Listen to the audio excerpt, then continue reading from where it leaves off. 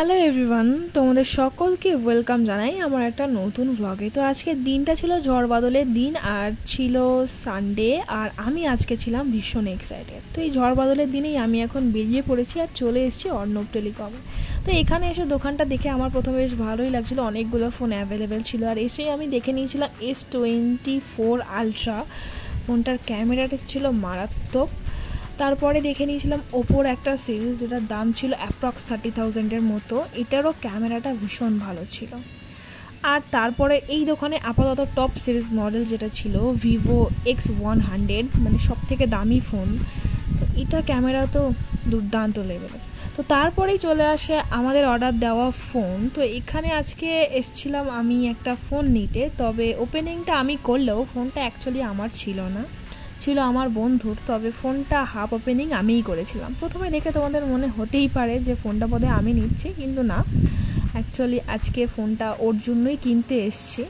তো ফোনটা আমি হাফ ওপেনিং করার পর ওকে দিয়ে দিই, কারণ দেখো এটা সবারই ইচ্ছা থাকে যে নিজের ফোন নিজে ওপেনিং করবে, মানে যে কোনো জিনিস নিজে কিনলে সেটা নিজের হাতে ওপেনিংটাই সবাই চায়। তো ফাইনালি ওকে দেওয়ার পর ও ওপেনিং কিছুটা করে দিয়েছে। এবার আমি তোমাদেরকে একটু দেখিয়ে দিই।